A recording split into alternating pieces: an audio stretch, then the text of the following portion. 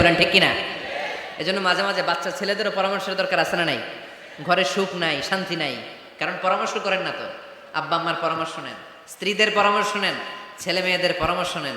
গুরুত্বপূর্ণ সিদ্ধান্ত নেওয়ার আগে পরামর্শ করে সিদ্ধান্তগুলো নেওয়ার দরকার আছে না নাই? পরামর্শ করে ফ্যামিলি মিটিংয়ে যদি আমরা সিদ্ধান্ত নেই, ওই সিদ্ধান্তে বরকত দিবে কে? আওয়াজ করে বলেন, ওই ঘরটারে বরকতময় করে কে? কয়টা গেল?